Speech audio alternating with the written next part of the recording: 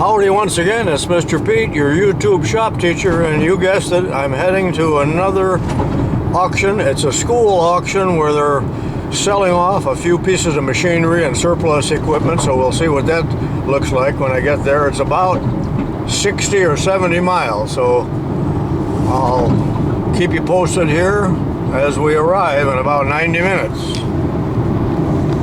Okay, I'm here at the high school.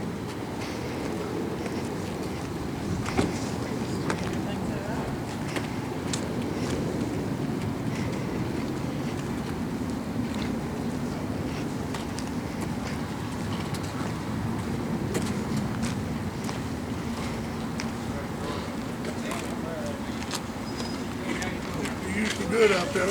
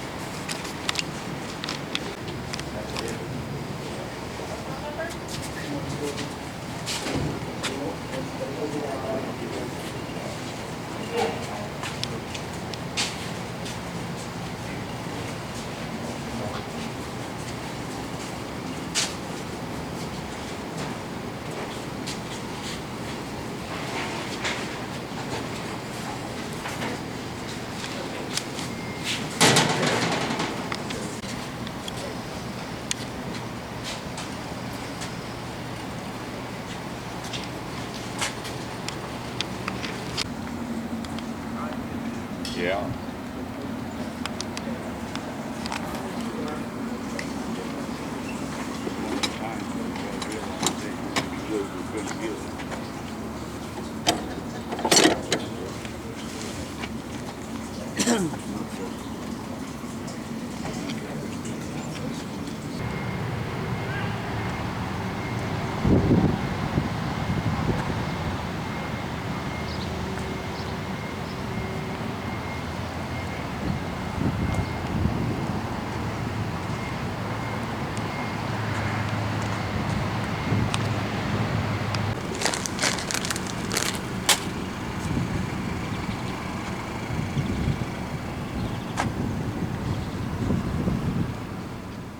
Well, the auction is over. It's 2 hours later, and I traveled 140 miles round trip, and all I have left to do is to unload this Delta disc sander, 12-inch.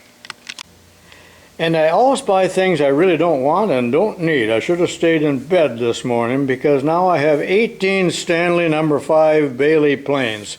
What possible use do I have for those? I'll show them to you in a little closer detail here. And you saw them on the rack wagon at the auction. So let me get this stuff unloaded. I'm really not sure why I bought these planes, and some are in sad shape or missing parts, but some aren't too bad. And there's about 18 of them, but this is the last vestige of industrial arts the way it was taught since time immemorial, when each student was issued, you can see they're numbered, a plane, and his job was to take it totally apart, learn all the names of the parts, take a test on it, and then grind and sharpen the plain iron and show it to the teacher probably, and even take a swipe across a pine board to see if it was sharp. And those days are long gone. This school probably hung on to these much longer. Perhaps they were in storage for years. I'm really not sure. And then the one on the end there, the blue one, of course, was used by the Blue Man Group. I was particularly interested in this plane with the aluminum handle, and there are 4 of them like that. That's really what I was bidding on. Marked Stanley. Some of them are not marked Stanley, because I think you know that a high school student or a junior high student could, manage to ruin just about everything. In fact, there's very few totes here that are not damaged from being dropped. I don't see many chips out of the iron. Generally, they've been dropped enough times to where they're cracked. Some of these are older planes, some not too terribly old. I tried to avoid buying those number 4s, which were recent vintage. But there was, if you look at the auction video, or stills, I'm not sure which they are, you'll see that there was a number 607 Bedrock that I was bidding on, but it sold for $80. Probably worth it, but I was thinking in terms of 20. Enough talk about Stanley planes and things of the past.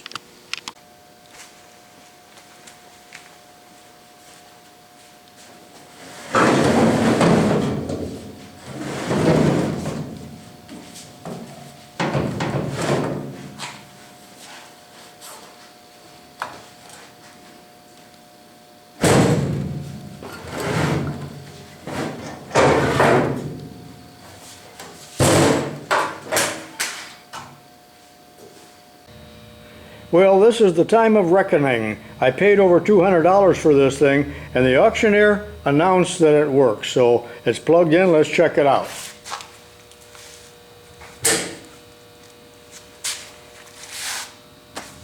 Dead. Okay, let me try it again. I plugged it into a different outlet.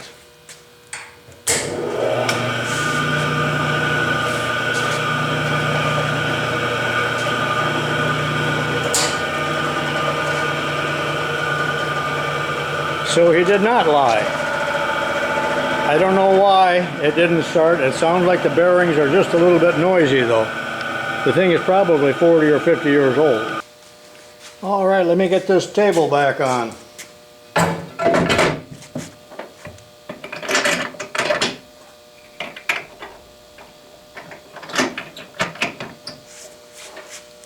I love these Delta knobs, die cast. Not plastic.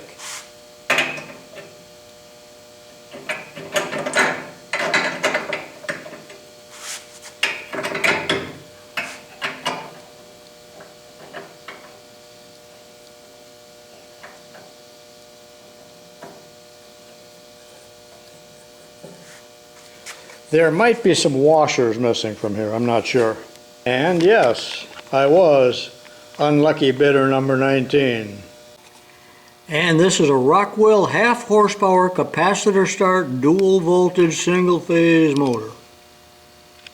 Made in USA, made by Marathon. I once visited the Marathon Motor Company in Earlville, Illinois. You talk about noisy where they stamp out the laminations. And there is the Delta Rockwell trademark and catalog number. It's a 12-inch. Well, it does have a 4-inch pickup here for an exhaust system. A couple things I don't like. I don't like this tape. Where is it? Around the cord. What's the reason for that? Also, I do not like the fact that somebody made a homemade cover here. And I already had to replace one screw that was missing in the capacitor cover. The collection chute right at the bottom here of the disc is totally clogged with pieces of wood. So I'll have to take that apart and clean it and put on a new abrasive disc. And I really need to clean this up. It's like there's glue or something on there. Doesn't appear to be rust, it appears to be glue. Well, why not? It's a wood shop. This is real rough here. So that all has to be cleaned up. It did not come with a miter gauge, but I have plenty of miter gauges. And why did you buy this, you ask? Well, two reasons. First of all, I plan on doing a lot more pattern making, and these are just beautiful for putting that pattern draft on your wooden patterns. And secondly, I do not like to produce sawdust in my metal shop, in my basement, plus it gets in the furnace filters, it gets everywhere.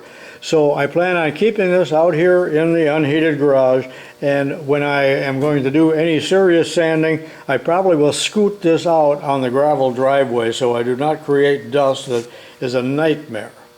But that's why I bought it. Well, this man must have a fixation with abrasive machines, you're thinking. How many does he have? All right, let's see what this stuff is here. Yeah, you see, that's going to scrape off, so that is probably glue. And then I always wonder, you know, what kind of teacher was it that didn't clean things like this up or did not take care of the machinery? That won't be too bad of a job. And then very lightly with a Scotch-Brite or a number 400 abrasive probably would do the job. And I may at some point have to check the centrifugal switch, because the fact that it stalled there or didn't start on me, or the capacitor. And like I told you, the bearings sounded a little bit noisy, but maybe I'm just looking for trouble and I just need to use things and enjoy them for what they are. It is a used piece of machinery. It's just that I really thought I would get this for $50. I was shocked, because there was some beautiful machinery that went for almost nothing. A unisaw, a Delta unisaw, a nice one, $100. And the Craftsman stuff, almost for nothing, $10. Nobody wants it. Some models came with a toggle switch. This appeared not to have, because you'd see rubbing marks here. But if you ever ordered Delta Rockwell machinery out of a catalog, it came with a wide variety of electrical components.